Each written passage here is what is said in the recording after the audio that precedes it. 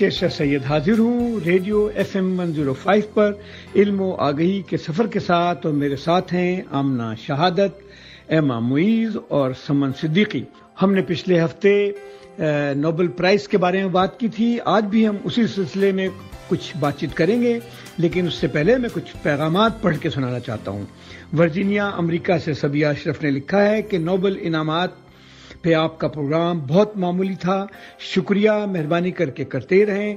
इसी तरह से हमें हर हफ्ते पैगाम मिलता है नॉर्दर्न आयरलैंड से जनाब हसन वजीर का, जिन्होंने मेरे साथ शरीक कारकुनों की बड़ी तारीफ की है। इसी तरह से फहद काजी मैरीलैंड अमेरिका से लिखते हैं कि मुझे खुशी है कि आपके साथ मौजूद नौजवान पाकिस्तानी फिजिक्स और साइंस में दिलचस्पी रखते हैं, वरना पाकिस्तान में तो साइंस के बारे में बड़ी मायूसकुन खबरें आती हैं। कराची से जुल्फ़िकार मेघानी ने लिखा है कि आपका सफ़र यकीनी तौर पर इल्म व आगही पैदा कर रहा है, आपका बहुत शुक्रिया। कराची मलीर से डॉक्टर फजल बलोच लिखते हैं कि मैं आपके प्रोग्राम का इंतज़ार करता रहता हूँ। इतने अच्छे प्रोग्राम का शुक्रिया। आप और आपके साथी जिंदा रहें, प्रोग्राम करते रहें और हम उसको इसी तरह से सुनते रहें। ह्यूस्टन अमेरिका से हमारी मेहरबान मिडवाइफ मोहतरमा इम्तियाज कमाल क्या कहती हैं, ये आप उनकी जबान से ही सुने। शेरशाह अस्सलाम वालेकुम, इम्तियाज कमाल अर्ज कर रही हूँ। मैं आपका प्रोग्राम बहुत बहुत शौक से सुनती हूँ and I look forward to the next episode. अभी जो पिछले दो बहुत ही ज्यादा एंजॉय किए मैंने, एक तो वो जो था ट्रांसलेशन डे और जो मैजिशियंस वाला था। इंसान इतना बेवकूफ होता है कि वो समझता नहीं कि कितनी कम इल्मी है उसमें। मैं कभी नहीं सुना था ट्रांसलेशन डे का। That was something very very new for me. और जहाँ तक इस वाले एपिसोड का था जिसमें टीचर्स के बारे में बताया गया था, टीचिंग तो मेरी रग रग में है और मुझे बहुत अच्छा लगा जब लोगों ने बताया। उससे हमें ये पता चलता है कि एक टीचर में क्या क्या खुसूसियात होनी चाहिए, और उसमें जब तक अपने स्टूडेंट्स को वो अपने साथ मिला के नहीं चलता तो teaching does not take place. मेरा एक ईमान थी, if you have not learned I have not taught. ये मेरा मशहूर फिक्रा था स्टूडेंट्स के लिए कि मैंने बकवास किया, अगर तुमने सीखा नहीं है तो मेरा कोई फायदा नहीं। तो बहुत बहुत शुक्रिया आपकी मेहनत का, बहुत एडमायर करती हूँ मैं इस चीज को। बस एक ही है, लगे रहो। अब पता नहीं कितने लोग आपका प्रोग्राम सुन के सीखते हैं। मैं तो I look forward to it. बहुत बहुत शुक्रिया आपका। खुदा आपको हिम्मत दिए रखे और आप ये काम जारी रखे। और आपके जो स्पीकर्स भी आते हैं, बहुत अपना होमवर्क करके आते हैं, सबको मेरा सलाम प्यार दे दीजिएगा। खुदा हाफिज़। शुक्रिया, बहुत बहुत शुक्रिया इम्तियाज कमाल साहिबा। और अब मेरे साथ एक और पैगाम है इंग्लैंड से, जनाब शब्बीर नवाज सफवी क्या कहते हैं। अस्सलाम वालेकुम डॉक्टर शेरशाह और उनके साथी सारे। मैंने आप लोगों के प्रोग्राम हर्फ बाय हर्फ सुनता रहा और बहुत ही आला प्रोग्राम लगा मुझे। ख़ास तौर पे जो है वो वोल्केनोस के बारे में और मालूमात सारी, और उसके बाद जो एनवायरमेंटल चेंजेस के बारे में, और उससे पहले आप लोगों ने जो बताया नोबेल प्राइज़ के लिए। नोबेल प्राइज़ मैं देखता रहा टीवी पर और मुझे भी बड़ा दुख था कि काश हमारे मुल्क में ऐसा कुछ होता कि हमारे मुल्क के भी लोग इस फील्ड में आगे बढ़कर आते। और इसके अलावा जब वो टीचर्स पर बात आई तो टीचर्स भी बड़े पुराने हमें याद आते रहे, मेरे अपने भी मुझे याद आते रहे कुछ। और टीचर्स का बड़ा रोल होता है, और टीचर्स ही वाहिद वो लोग होते हैं जो हमारे आने वाले मुस्तकबिल के मतलब हमारे मेमार होते हैं, हमारे बनाने वाले होते हैं, और यही लोग होते हैं जो हमारा अच्छा और बुरा आगे जाकर जो हम पेश आता है हमें, वो उसके ज़िम्मेदार होते हैं। और ये जिस जिम्मेदारी से पिछले दिनों में काम करते थे टीचर हजरात, अल्लाह करे कि आज भी इन्हीं तरह के लोग आगे बढ़ें और हमारे आने वाली नस्लों को इस तरह की टीचिंग से जो है ख़ास तौर पे जिसमें अब लोगों को बताया जाए कि अब आपको करना क्या है। हर किसी के मुस्तकबिल के बारे में बताएं, और ख़ास तौर पे जब अपने सब्जेक्ट हो उसके माहिर हों, और उनके अपने स्टूडेंट्स से उनका रवैया बहुत दोस्ताना और बहुत ही अदब के साथ और बहुत ही तरीके के साथ हो, जिससे वो स्टूडेंट्स भी उन्हीं से हर चीज़ सीखते हैं, तो टीचर्स से, तो वो भी उनसे उनकी ये कैरेक्टर की खासियत वो अपनाएं।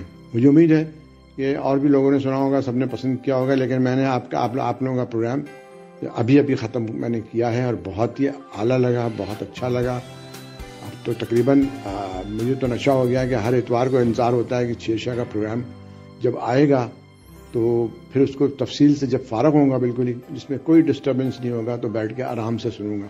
और उसमें से बहुत सी चीज़ें ऐसी हैं जो याद रह जाती हैं, बहुत सी चीज़ें ऐसी हैं जो हम भूल जाते हैं। जिस स्टेज में अभी हम आ गए हैं उसमें बहुत सारी मालूमात, बहुत सारी खबरें देखते रहते हैं, तो कुछ चीज़ें भूल भी जाते हैं। तो लेकिन यह है कि कम से कम इल्म व आगाही ऐसी चीज़ है जो इंसान आखिरी दिन तक हासिल करता रहे, और करना है हमें, तो इसी पर अमल कर रहे हैं, देखें क्या होता है। बहरहाल बहुत ही आला प्रोग्राम था। बहुत बहुत शुक्रिया आप सबका। फिर अगले हफ्ते का इंतजार रहेगा। और अब सुनते हैं डॉक्टर शेब का पैगाम, जो कराची में डाउ यूनिवर्सिटी ऑफ हेल्थ साइंसेज के दिमागी अमराज के मरकज के सरबराह हैं और बड़ी दिलजमई से इन मरीजों का इलाज करते हैं। वो क्या कहते हैं? अस्सलाम वालेकुम डॉक्टर शेरशाह। मैं डॉक्टर शुएब बोल रहा हूँ, साइकेट्रिस्ट, डॉक्टर एकू खान सेंटर, डाउ ओझा कैंपस से। आपका प्रोग्राम सुना जो रिसेंटली हमने किया, बहुत ज़बरदस्त था, और उसमें हमारी मालूमात में यूँ बहुत हिसाब। एक तो आपने थैंक यू कि आपने जो है वो 10 अक्टूबर को वर्ल्ड मेंटल हेल्थ डे के बारे में बात की, और वर्ल्ड मेंटल हेल्थ डे इस मरतबा की जो थीम है वो है mental health for in an unequal world. तो दुनिया जो गैर मुसावी दुनिया है उसमें जो है वो क्या मेंटल हेल्थ का स्टेटस है और कितना बजट उस पर खर्च होता है, और कैसे लोग उस पर अप्रोच कर सकते हैं, इसके बारे में था। और जिसके बारे में 13 तारीख को जो है हम डॉक्टर एकू Khan institute of behavioural sciences में एक बहुत बड़ा सेमिनार कर रहे हैं, जिसमें हम नामी ग्रामी लोगों को, जैसे फिल्म के लोग हैं, मैंने उसमें रखा है कि the role of arts and the role of performing arts and films in mental health, ठीक है ना। मैंने उसमें रखा है इकोनॉमिक्स एंड मेंटल हेल्थ, जो शफर जैदी साहब देंगे, और उसके अलावा जो है वो जो उसका टॉपिक है उसके बारे में रखा है। तो मैं उसको रिकॉर्ड करके मैं आपको जरूर भेजूंगा। आपके प्रोग्राम में जो वोल्केनोस के बारे में था वो बहुत ही इंटरेस्टिंग था, बहुत जबरदस्त प्रोग्राम था, और उसमें हमें जो वो सारी टाइप जो हम शुरू में पढ़ते थे उनकी, जो डॉर्मेंट वोल्केनोस होते थे और जो एक्टिव वोल्केनोस होते थे, और दैट मीन्स दैट अर्थ जो है वो एक जिंदा जावेद चीज है जो अपनी करवट बदलती है और नई नई चीजें, नई कोंपलें फूटती हैं, जिंदगी फूटती है उससे, और उसका यह जिंदा रहने का ये एक तरीका है। इसके अलावा आपने जो बात की थी अबाउट जोहरा, तो कि वो कितना गर्म है, कितना हॉट वो है, बिकॉज बिल्कुल वो सूरज के साथ ही चिपका हुआ है। तो इस तरह की चीजें जो है आपका प्रोग्राम हम सब लोग सुनते हैं, इत्तेफाक से मेरे घर में भी सब सुनते हैं इसको, जो है वो रेडियो से डायरेक्ट भी सुना जाता है, उसको टाइम ऐसा होता है, मगर जो आप मुझे भेज देते हो व्हाट्सएप पे, आपकी बहुत मेहरबानी, तो उसको हम देखते हैं। फिर जनरल निगार के बारे में जो है वो डॉक्टर आयशा ने बात की थी अमेरिका से, आई डोंट नो, मेरे ख्याल अमेरिका से बात की थी, तो वो ये भूल गई ये बताना कि वो पाकिस्तान की पहली खातून जनरल नहीं थी। जनरल तो पहले भी 4-5 खवातीन है जो बनी थी।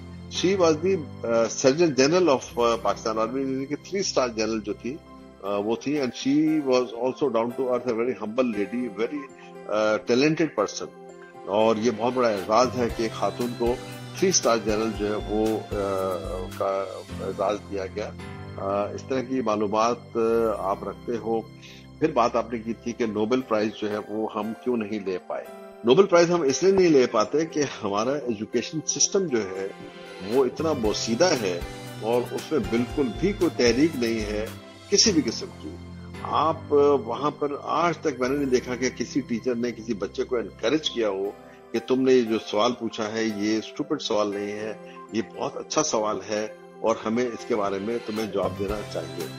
मुझे याद है जब मैं 9th क्लास में था तो मैंने कुछ और बायोलॉजी की क्लास थी और मैंने उसमें कोई ऐसा कंट्रोवर्शियल सवाल पूछ लिया था अपने टीचर से जिसमें मुझे बहुत डांट पड़ी थी और मुझे सख्ती से कहा गया था तुम बैठ जाओ और मेरी क्लास में आइंदा तुमने कोई सवाल नहीं पूछना।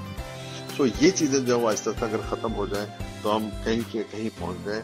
अल्लाह आपको खुश रखे और ऐसे प्रोग्राम किया कीजिए। बहुत शुक्रिया शेब। अब हमारे इल्म आगही के सफर का वक्फा हो गया है और हम हाजिर होते हैं वक्फे के फौरन बाद।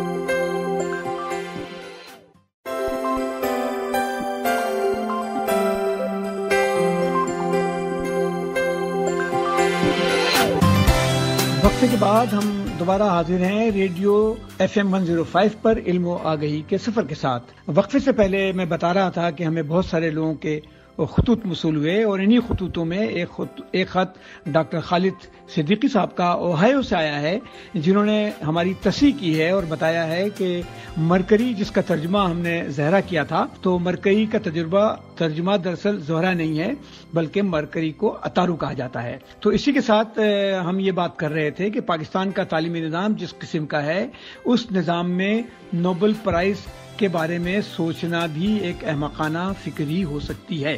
तो आज के प्रोग्राम में हम जब बात करेंगे तो एक बात जो हमसे रह गई है वो ये कि इस हफ्ते 2 मजीद नोबेल इनामात का ऐलान हुआ है। एक तो माशियात में ऐलान हुआ है और दूसरा नोबेल इनाम का जो अमन का प्राइज होता है, पीस का प्राइज होता है, उसके बारे में कोई बात की गई है। इससे पहले कि मैं समन आपसे कहूं कि आप हमें माशियात में होने वाले नोबेल प्राइज के बारे में कुछ बताएं, मैं जरा सा और ये जिक्र कर देना चाहता हूं कि हमारे मुल्क का तालीमी निज़ाम जब तक सही नहीं होगा उस वक्त तक हम ये भूल जाएं कि हमारे मुल्क के लोगों का नाम अक्टूबर के महीने में आ सकेगा। हमारे बच्चों को भी वही तालीमी निज़ाम मुयस्सर होना चाहिए जिसमें उनके स्कूलों में बुनियादी सहूलतें हों, उनको उस्ताद मुयस्सर हों और उनके लिए किताबें मुहैया की जा सकें। हमें बड़ी बड़ी बिल्डिंगें नहीं चाहिए, हमें सादा सी इमारतों में सादा से स्कूल होने चाहिए जहां पर बच्चों की तालीम और तरबियत इस मानों में हो सके कि उनका जहन साइंसी बन सके और उनके अंदर एक ऐसी क्रिटिकल थिंकिंग हो जिसमें वो तनकीद के बाद तनकीद का जवाब भी तलाश करने की कोशिश कर सकें। तो समन, अब आप मुझे बताएं कि इस साल माशियात का जो इनाम मिला है वो किसको मिला है और क्यों मिला? जी, बहुत शुक्रिया डॉक्टर शेषा। जो 2021 नोबेल प्राइज इकोनॉमिक्स का मिला है वो आपने बिल्कुल सही कहा, 3 लोगों को मिला है। जो पहले साहब है उनका नाम है डेविड कार्ड साहब और इनका ताल्लुक यूनिवर्सिटी ऑफ कैलिफोर्निया बर्कली से है। दूसरे साहब है उनका नाम है जोशुआ डी एंग्विस्ट और इनका ताल्लुक MIT से है जो बॉस्टन की बहुत बड़ी और बहुत मशहूर यूनिवर्सिटी है।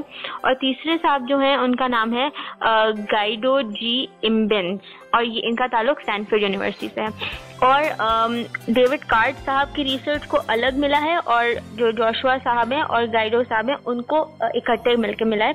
और जो रीजन है वो ये है, अंग्रेजी में उन्होंने जो बताया है, for his empirical contribution to labour economics और further methodological contribution to the analysis of causal relationship. अब इसको मैं हालांकि मैं तो इकोनॉमिक्स की स्टूडेंट नहीं हूँ लेकिन मैंने इसको समझने की कोशिश की कि ये ऐसी क्या चीज है जिसकी वजह से नोबेल प्राइज मिला है। और जो मुझे समझ में आया है वो ये है कि आपने बिल्कुल सही बताया, दुनिया जो हमारी चल रही है वो चल रही है इकोनॉमिक्स के बेसिस पे। तो और अब ऐसा टाइम आ गया है कि हम लोग को फ्यूचर प्रिडिक्ट करना आना पड़ेगा कि मार्केट किस तरफ जाएगी। तो पहले जमाने में ये फ्यूचर प्रिडिक्शन करना नामुमकिन बात थी, लेकिन इन 3 लोगों की जो रिसर्च थी इस रिसर्च की वजह से कुछ ऐसे रिजल्ट सामने आए हैं कि हमें फ्यूचर प्रिडिक्ट करने में आसानी हो गई है।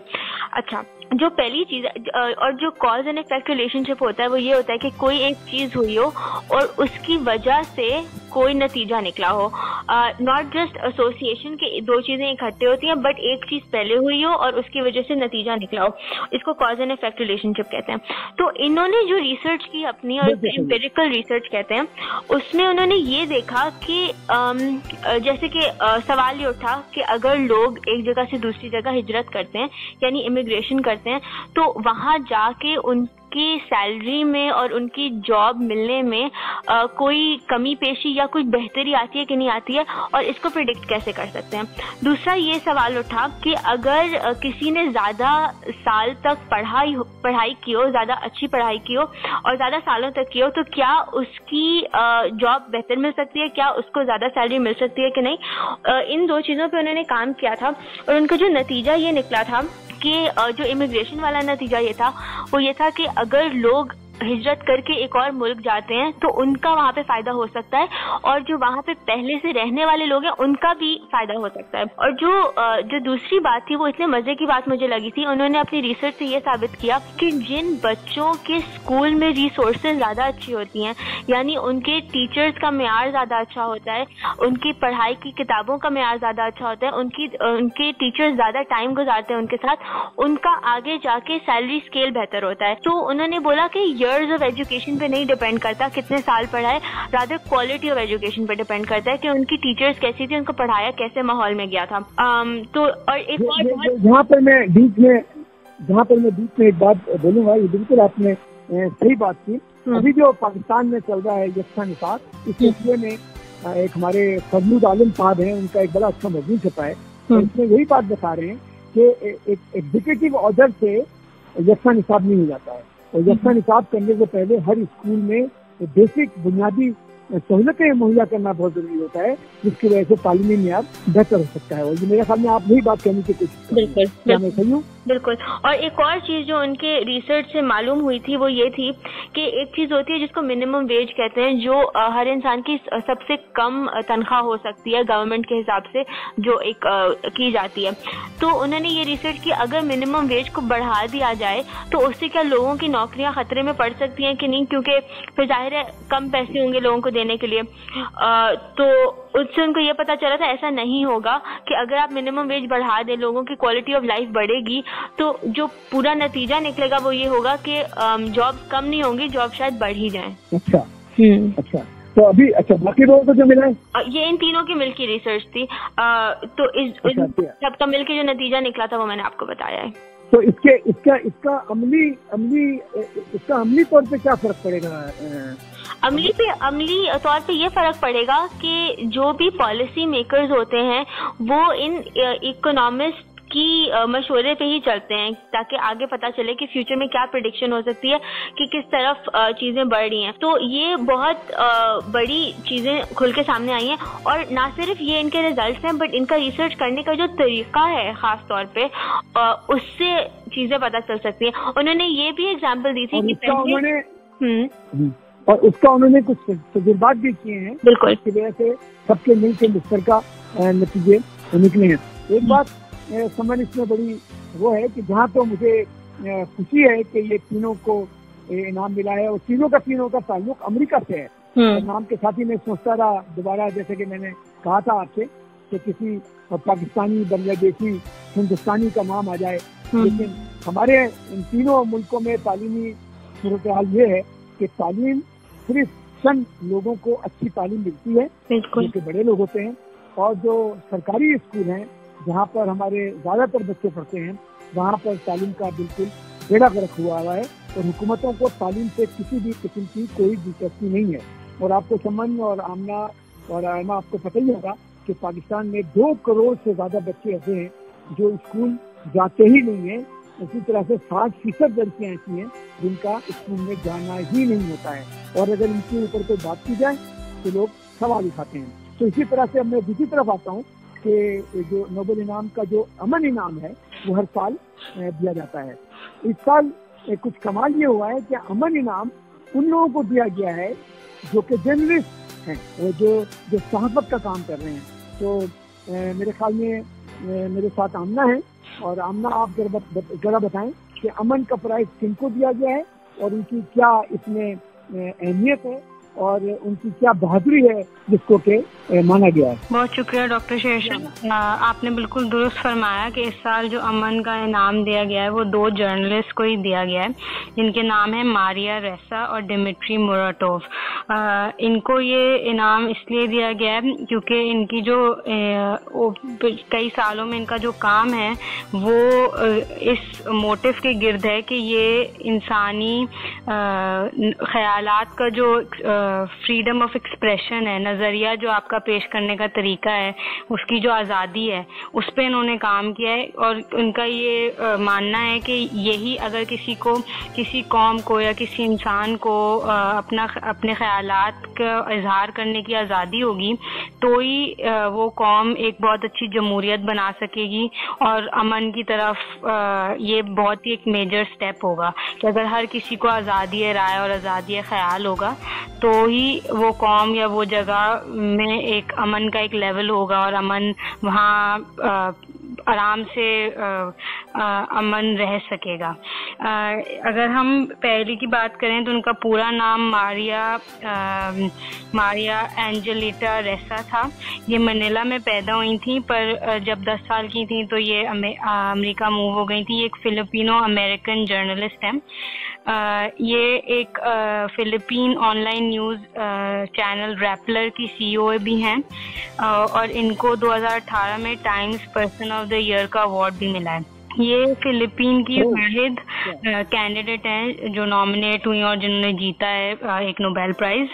उसके अलावा ये तकरीबन 20 साल तक लीड इन्वेस्टिगेटिव रिपोर्टर थी CNN के लिए और इन्होंने 2 बहुत ही मशहूर किताबें भी लिखी हैं। एक था rise of terrorism in South East Asia, seeds of terror, और दूसरी किताब का नाम है from Bin Laden to Facebook. तो इन्होंने बहुत ही हिम्मत और बहादुरी के काम किए हैं। लोगों को बहुत ही इनका रिबेलियस एटीट्यूड था, बहुत सारी कंट्रोवर्सीज में भी पड़े हैं। ज़ाहिर जर्नलिस्ट थे तो अपने काम के पक्के भी थे और जिस वजह से इन्होंने इनका एटीट्यूड ऐसा था कि इन लोगों ने अपनी लड़ाई छोड़ी नहीं। इन्होंने अपना जो भी नजरिया था डेमोक्रेसी के लिए और अमन के लिए वो उन्होंने एंड तक लेके गए और कई हद तक अपने मकसद में कामयाब भी हुए। दूसरे जो ना वो डरे जी, ना वो डरे और ना वो झुके। जी बिल्कुल आपने दुरुस्त फरमाया। जो दूसरे थे उनका नाम डिमिट्री मुराटोव था। ये रशियन जर्नलिस्ट हैं, टेलीविजन प्रेजेंटर भी रह चुके हैं और रशिया का एक मशहूर अखबार है जिसका नाम नोवाया गजेटा था। ये इसके को-फाउंडर और एडिटर इन चीफ भी हैं। यह अखबार जो है वो बेसिकली गवर्नमेंट की करप्शन और जो इंसानी हुकूक की वायलेशंस होती हैं उसको एड्रेस करता है। तो बेसिकली बात वही है कि अमन का अवार्ड है पर मिला जर्नलिस्ट को है, तो इससे ये बहुत जाहिर भी होता है कि जर्नलिस्ट का कितना बड़ा रोल होता है किसी भी नेशन के लिए एक अमन की सिचुएशन पैदा करने के लिए। तो यही 2 शख्सियत हैं जिनको ये अवार्ड मिला है। और आपने सही कहा आमना। हाँ, कुछ कह रही थी? मैं बस ये कह रही हूँ कि इसी के साथ हमारे वक्फे का टाइम हो गया डॉक्टर शेरशाह। बहुत शुक्रिया समन यादधानी का। तो हम जाते हैं थोड़ी देर के लिए और हाजिर होते हैं वक्फे के फौरन बाद।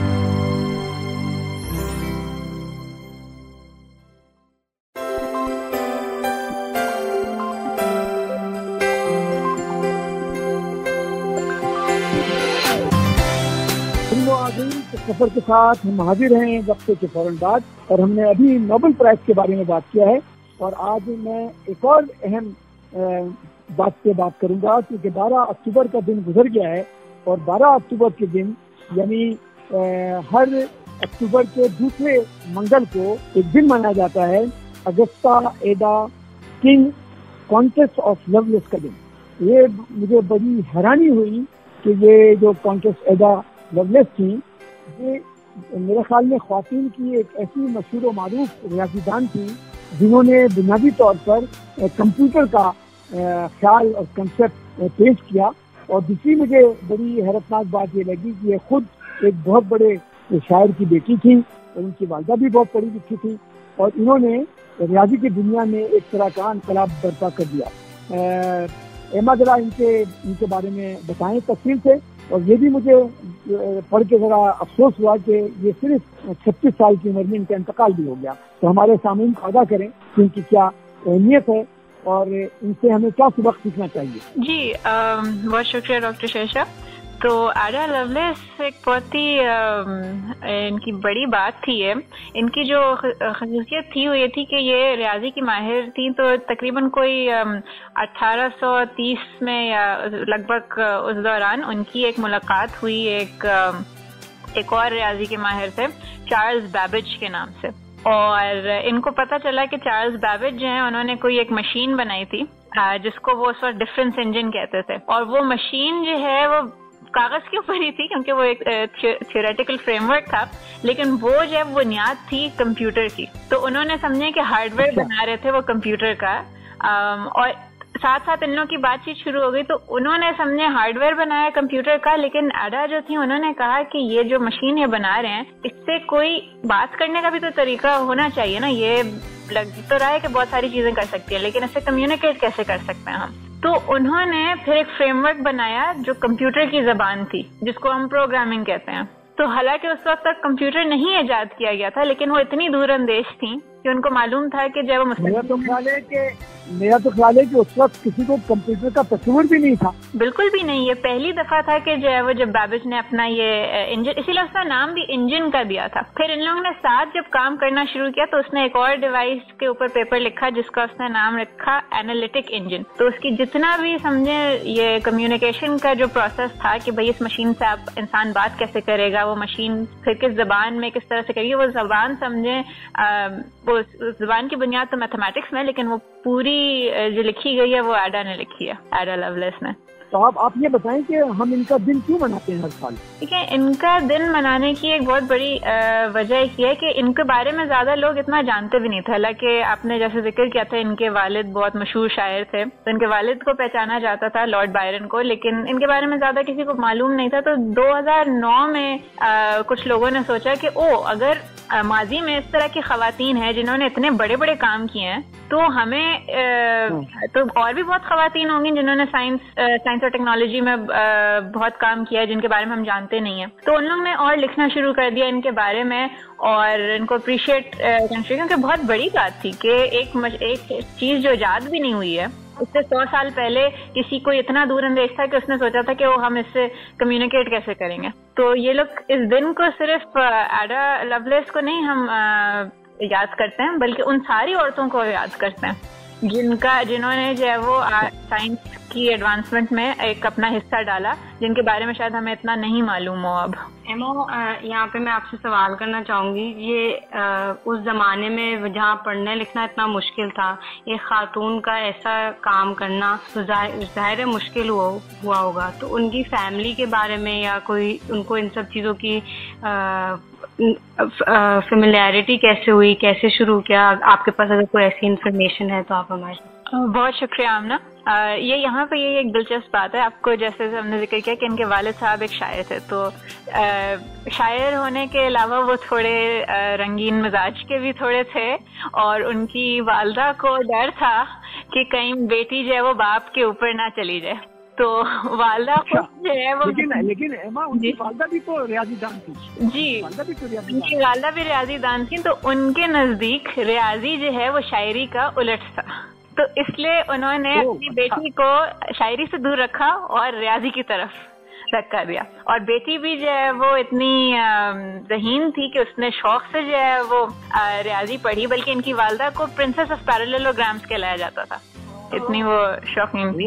नहीं, तो इसके मतलब ये है ना कि ये लड़की इतनी खुशकिस्मत थी कि इसको अपनी वालदा की मुकम्मल हिमायत हासिल थी और उन्होंने मदद की। जी बात है ना? जी, ये भी तो अगर माएँ अपने बच्चों को पढ़ाना चाहें, माएँ अपने बच्चों को तालीम देना चाहें, तो उससे अच्छा क्या हो सकता है? जैसे कि अभी पिछले प्रोग्राम में मैंने बताया था कि सऊदी अरब की जो मलका इफ़त थी, उनका ये कहना था कि अगर माँ पढ़ी लिखी हो तो बच्चे को स्कूल की जरूरत नहीं होती है। तो यहाँ पर तो यही बात हो गई ना। जी, उनकी पहली उस्ताद तो जो है वो उनकी वालदा ही थी, फिर आहिस्ता आहिस्ता ये अपनी वालदा को भी पीछे छोड़ के चली गई। और ये भी विमेन एम्पावरमेंट की बहुत बड़ी मिसाल है कि घर में यूजुअली जो आदमी होते हैं उनका सिग्निफिकेंट रोल होता है, वो डिसीजन मेकर्स होते हैं, पर यहाँ इनकी वालदा ने इनको आगे इनके लिए डिसाइड किया कि इनको इस फील्ड में रखेंगी, तो ये भी औरतों के लिए एक बहुत फख्र की बात है। हेमा, ये मौका अच्छा है कि आप मुझे उन ख्वातीन के बारे में बताएं जिन्होंने नासा में काम किया और ऐसे जमाने में काम किया जब बहुत ही प्रिमिटिव किस्म के कंप्यूटर थे, वो सारी की सारी ख्वातीन थी जिन्होंने जिनका बहुत बड़ा रोल है। जी डॉक्टर शेषा, आपने बहुत अच्छा ये पॉइंट आउट किया। एक्चुअली जिस जमाने में कंप्यूटर तो थे उस वक्त, लेकिन इतने एडवांस नहीं थे, और जब आप साइंटिफिक कैलकुलेशंस करते हैं, रियाजी की कैलकुलेशंस करते हैं, तो वो बहुत बहुत लंबी होती हैं, बल्कि आपको उनको टुकड़ों में तोड़ के एक एक करके सॉल्व करना होता है, तो वो किसी एक आदमी के बस की बात नहीं होती है। अब तो हमारे पास कंप्यूटर आ गए, लेकिन जिस वक्त कंप्यूटर इतने पावरफुल नहीं होते थे, तो इन्होंने क्या किया हुआ था कि कुछ खवातीन थी जो रियाजी में बहुत अच्छी थी, तो वो इक्वेशन के टुकड़ों में तोड़ते थे और हर एक एक खवातीन को पकड़ा देते थे जो इनको सॉल्व करती थी आगे। और तो ये ऐसे था जैसे खवातीन खुद कंप्यूटर्स थी। हाँ, इसी उन औरतों को कंप्यूटर नहीं तो मुझे बताएं कि चांद पर जाने के लिए जो काम हो रहा था उसमें इस किस्म की रियाजी के मसाइल को हल करने की क्या जरूरत थी, और वो जरा सा इसका बैकग्राउंड बनाए, क्योंकि हमारे बहुत से सामईन जो सुन रहे हैं उनको रियाजी में इतनी आगही शायद ना हो, खासकर तालीम। थोड़ा सा बैकग्राउंड बताएं कि उनके इस कैलकुलेशन से चांद पर हम कैसे पहुंचे। देखें, ये चांद तक पहुंचने के लिए, चांद पर अगर नहीं भी जा रहे हैं, आपको अपने दुनिया से, अपने एटमॉस्फेयर से बाहर निकलने के लिए इतनी आसान बात नहीं होती है। आपको मुख्तलिफ तरह की कैलकुलेशंस करनी होती हैं ये देखने के लिए कि आपका जो वजन है जैसे एयरक्राफ्ट का, जो उसका शेप है, जो उसका फ्यूल उसको क्या इतनी एनर्जी दे रहा है, इस सब की बहुत लंबी लंबी चौड़ी चौड़ी कैलकुलेशंस होती हैं। और अगर इसमें जरा मिसाल के तौर पर उनके हवा कितनी टकराएगी, मिसाल के तौर पर जब वो गिरेगी तो बाहर निकलेंगे तो क्या होगा, एनर्जी की कितनी जरूरत होगी। जी देखें, कोई भी चीज अगर दुनिया से निकल के आसमान में जा रही हो और आसमान से बाहर खास तौर पे अगर कायनात में जा रही हो, स्पेस में जा रही हो, तो उसको ग्रेविटी को ओवरकम करना होगा, तो उसकी बहुत लंबी इक्वेशंस होती हैं, इतना आसान नहीं होता है उसको कैलकुलेट करना। और यही मैं आपको बताई थी कि अगर जरा सी आपकी गलती हो जाए तो आपका पूरा मिशन फेल हो सकता है। इसलिए यहाँ पे आपके जो रियाजी के माहिरीन हैं उनका भी बहुत बड़ा एक रोल था कि उनकी इक्वेशंस अगर आपकी जरा सी भी गलत हो, और ये समझना जरूरी है क्योंकि हम लोग तो जमीन पे रहते हैं, हमें तो जमीन की ग्रेविटी का अंदाजा है। जब हम जमीन से बाहर निकलते हैं, एटमॉस्फेयर से बाहर निकलते हैं और स्पेस में जाते हैं, तो वहाँ की तो फिजिक्स यहाँ से डिफरेंट होगी, इसलिए कि जो ग्रेविटी हमारे ऊपर अप्लाई होती है वो वहाँ नहीं होगी। तो ये सारी जो कैलकुलेशन है वो भी इसी में शामिल होंगी कि जो बहुत जरूरी है करना। जी समझ आपने सही कहा, लेकिन जो मजे की बात है कि हमें अंदाजा नहीं है कि ये इक्वेशंस और जो कैलकुलेशंस हैं ये कितनी कॉम्प्लेक्स होती हैं। इतना आसान नहीं होता है कि एक बंदा बैठ के ही उसको कर ले। तो उसमें उन्होंने यही किया। ये बताएं कि ये नासा में जो ख्वातीन थी, दूसरी ख्वातीन थी, मैंने सुना है कि इसमें ज्यादातर वो ख्वातीन थी जो सयाफाम थी। जी, ज्यादातर इसमें जो है वो सयाफाम ख्वातीन थी, जो काफी हैरानी की बात है, क्योंकि हमें लगता है कि अगर जब हम वुमेन एम्पावरमेंट की बात करते हैं तो हमारे जहन में ज्यादातर जो है वो यूरोपियन या गोरी खवातीन आती हैं, लेकिन इसमें जो है वो कोई डिस्क्रिमिनेशन नहीं थी, बल्कि जैसे आप कह रहे हैं ज्यादातर यही सयाफाम खवातीन इसमें शामिल थी। तो मतलब ये वरना आमतौर पर देखें अमेरिका में तो यही समझा जाता है कि सयाफाम लोग बेवकूफ हैं, इनको काम करना नहीं आता है वगैरह वगैरह। उससे मुझे याद आ गया जब पहली दफा इस बात की इजाजत मिली कि एक सयाफाम लड़की को स्कूल में जाना है, जो कि सिर्फ गोरे लोग वहाँ पढ़ते थे, और उसका सदर आइजनहावर सदर थे, और उस इलाके के गोरों ने कह दिया कि हम किसी सयाफाम को स्कूल में जाने नहीं देंगे। तो आपको पता है कि आइजनहावर ने क्या किया था? नहीं, मैं इससे इतना वाकिफ नहीं हूँ। आइजनहावर ने उस आर्कांसा में फौज उतार दी थी, और फौज उतारने के बाद उसने कहा था कि मैं यहाँ पर अगर इस लड़की को, सयाफाम लोगों को स्कूल नहीं जाने दिया तो मैं आबादी पर बम का धमाका भी कर दूंगा और मैं सबको अरेस्ट कर लूंगा। और ये होती है हुकूमत। बिल्कुल सही किया। तालीम दिलाना है, उसको तालीम दिलाने के लिए वो हर काम करने को तैयार हो जाता है। बल्कि मुझे अभी ख्याल आ रहा है कि ये जो हम नासा के में जो फार्म खवातीन जो कंप्यूटर्स, ह्यूमन कंप्यूटर्स थी, उनके ऊपर एक फिल्म भी बनी है चंद साल पहले, हिडन फिगर्स के नाम से शायद। बिल्कुल सही कह रही हैं। और उसमें उन्होंने यही दिखाया है कि हैरान थे कि वो नासा में काम करती हैं, और वो भी लेकिन ये भी अच्छी बात है कि ये भी अच्छी बात है कि इन लड़कियों को, इन ख्वातीन को शिनाख्त की गई और इन्हें नौकरी दी गई। और आज जो कायनात में हम इधर उधर घूमने की प्लानिंग कर रहे हैं, कभी मार्स की तरफ जा रहे हैं, कभी क्या नाम इसका मरकरी की तरफ जा रहे हैं, तो उसकी वजह ये। अच्छा, एक तस्वीर में करना चाहता हूँ समन। पिछली दफा जब हमने मरकरी का नाम लिया था तो उसका तर्जुमा हमने जहरा किया था। मरकरी का तर्जुमा जहरा नहीं है, उर्दू में मरकरी को अतारू कहते हैं। ओके, तरह तस्वीर करना चाह रहा हूँ।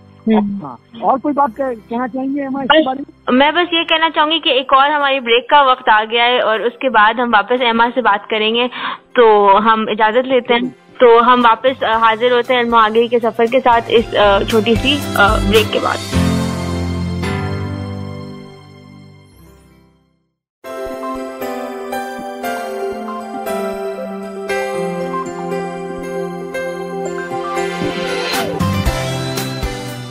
और हाजिर हैं इल्म आगे के सफर के साथ FM 105 पर, और हम बात कर रहे हैं साइंसदानों की और साइंस की तरक्की की। तो इस मौके पर मैं बताना चाहता हूं, क्योंकि हम अक्टूबर के महीने में हैं और 4 अक्टूबर को Max Planck Karl Institute Ludwig का इंतकाल हुआ था। ये जर्मनी के एक बहुत बड़े साइंसदान थे, और क्योंकि हमारे साथ एमा है जो कि फिजिक्स की तालिबा हैं, तो मुझे पूरा यकीन था कि एमा को इनके बारे में बहुत सी बातें पता होंगी। और हम पिछले प्रोग्राम में मैक्स प्लांक इंस्टीट्यूट वगैरह की भी बात करते रहे। तो एमा जरा बताएं कि ये कौन साहब थे और इन्होंने क्या किया, और इनके नाम से जो अदारे हैं वो इस वक्त क्या कर रहे हैं, और जर्मनी की तरक्की में इनका क्या किरदार है। जी, बहुत शुक्रिया डॉक्टर शेरशाह। तो मैक्स प्लांक साहब जो, इनको क्वांटम फिजिक्स के बानी होने का एजाज है, और इस बात पे उनको 1918 में नोबेल प्राइज भी मिला था। वो शायद उन पहले साइंसदानों में से थे जिन्होंने आइंस्टाइन के काम को भी पहचाना, और इसके अलावा जो है वो उनका इतना बड़ा रोल था कि एक सोसाइटी मौजूद होती थी जर्मनी में, काइजर विल्हेल्म सोसाइटी के नाम से। ये साइंस की एक सोसाइटी थी, और इनको ये तकरीबन कोई 7 या 10 साल शायद इसके प्रेसिडेंट रहे थे दूसरी जंग अजीम से पहले। तो इनके इंतकाल के बाद उस सोसाइटी का नाम जो है वो पहले वही काइजर का नाम होता था, काइजर विल्हेल्म, उन्होंने उससे करके मैक्स प्लांक सोसाइटी नाम रख दिया।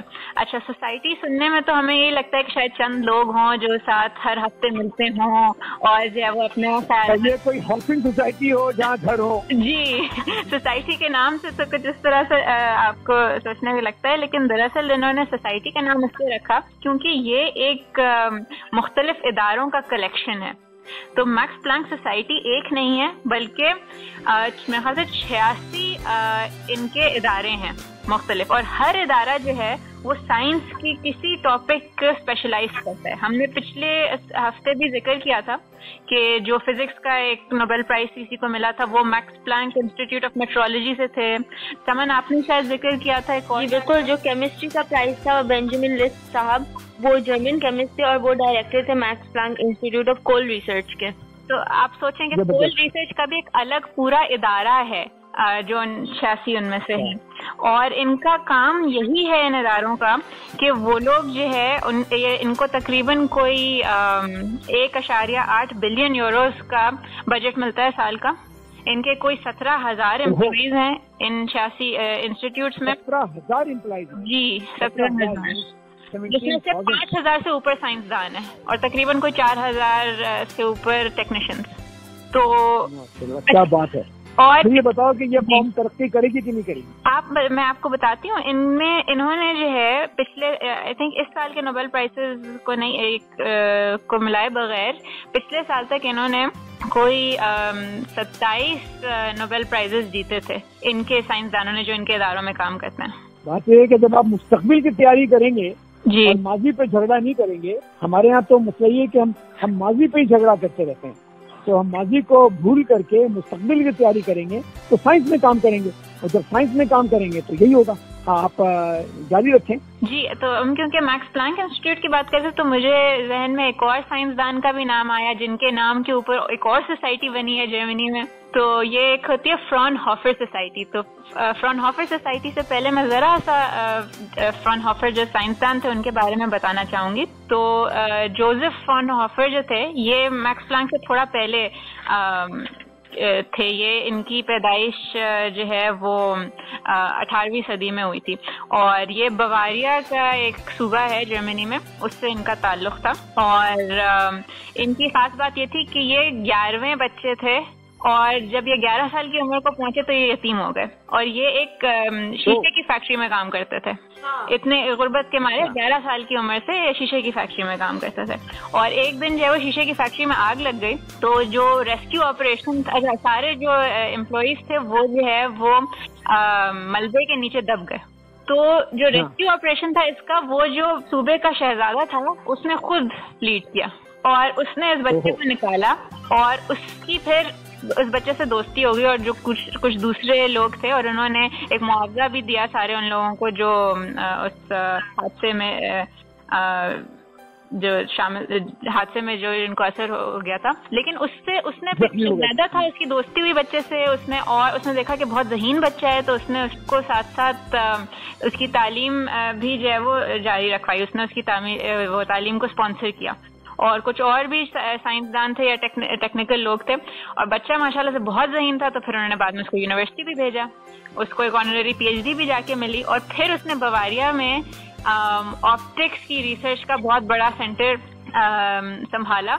और उस वक्त जो है ये तकरीबन यही आपकी 19वीं सदी की शुरू की बात है कि वो इतना सक्सेसफुल हो गया था, इतना कामयाब इदारा हो गया था कि उस जमाने में वो इन्होंने इंग्लिस्तान को पीछे छोड़ दिया था ऑप्टिक्स में और ग्लास टेक्नोलॉजी में। और ये जो फ्रॉनहोफर बल्कि अगर देखा जाए तो आज भी अगर आप किसी आंखों के डॉक्टर से बात करेंगे तो वो ये कहेगा कि दुनिया का जो बेहतरीन लेंस आंखों में डाला जाता है वो शायद जर्मनी में ही बनता है। बिल्कुल बिल्कुल। तो यही एक बहुत दिलचस्प बात थी और आप ये सोचें कि वो इत्तेफाक की बात थी कि वो शहजादे ने उस बच्चे को बचा दिया तो उस बच्चे की आगे जिंदगी बदल गई और उसने जो है वो अपने सूबे की तारीख बदल दी आगे जाके। तो एमा ये बताएं कि ये जो सोसाइटी इनकी है, ये सोसाइटी ने और क्या क्या अचीवमेंट की? जी, तो इनका इंतकाल तो काफी पहले हो गया था, तकरीबन कोई 200 साल पहले।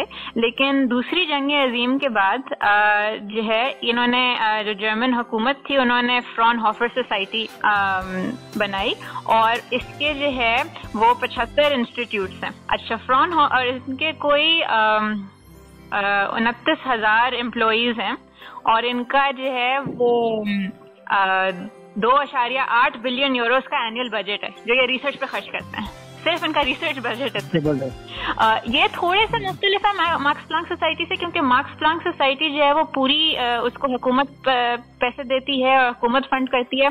इनका मॉडल थोड़ा सा फर्क है क्योंकि ये सिर्फ बेसिक साइंस में रिसर्च नहीं करते। मार्क्स प्लांक का तो सिर्फ बेसिक साइंस के ऊपर जोर है। फ्रॉनहोफर जो है तो क्योंकि जो जोसेफ फ्रॉनहोफर खुद भी थे वो सिर्फ एक साइंसदान नहीं थे, वो एक एंटरप्रेन्योर भी थे। उन्होंने जो है वो बिजनेसेस वगैरह किए। तो इस सोसाइटी का ये रोल है कि ये लोग इंडस्ट्रियल एप्लीकेशंस में मजीद रिसर्च करते हैं और इनका 30% जो खर्चा है वो हुकूमत देती है और बाकी 70% के उनको रिसर्च के बेसिस पे कॉन्ट्रैक्ट्स मिलते हैं दूसरी कंपनीज के साथ या हुकूमत की कुछ इदारों के साथ, जैसे मिलिट्री हो गई या ये हो गई। और ये लोग नई नई टेक्नोलॉजी इजाद कर करके समझे कि इंडस्ट्री को तगड़ा करते हैं ताकि इंडस्ट्री के ऊपर जो है वो रिसर्च का इतना बोझ ना रहे।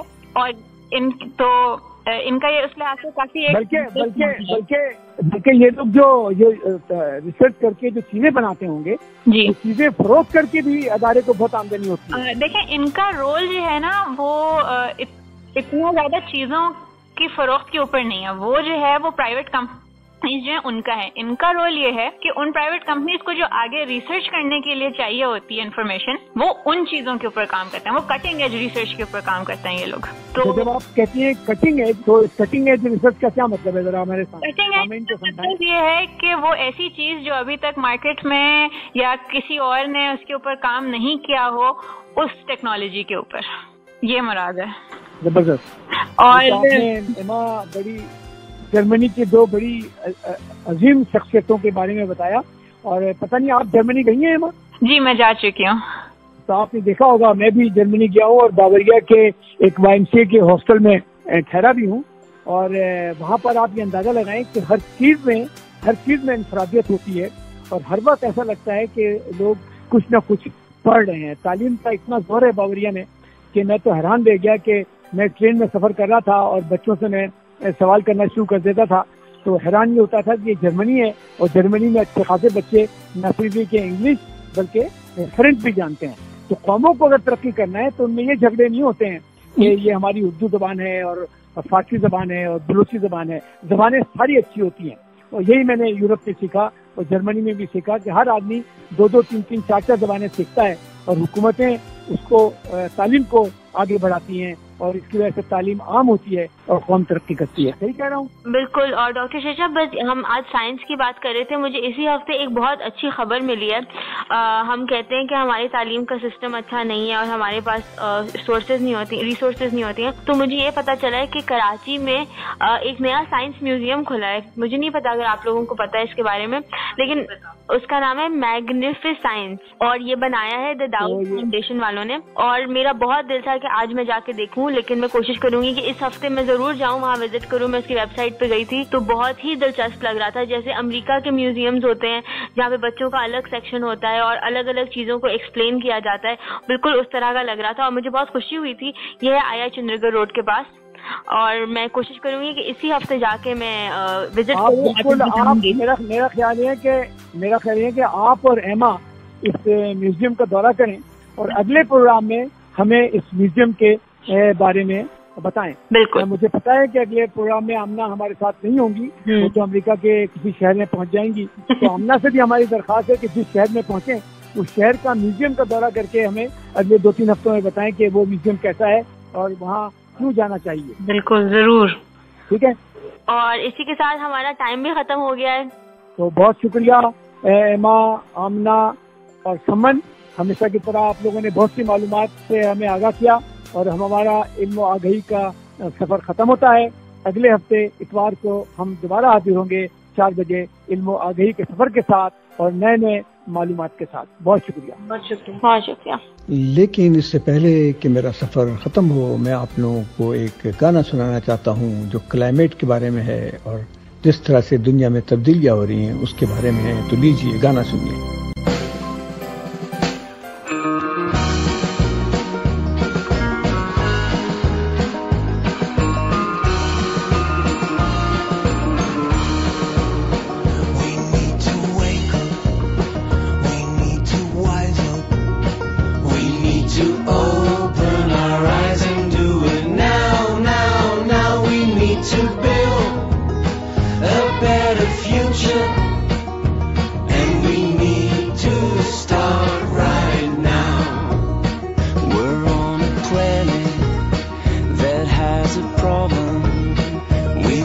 So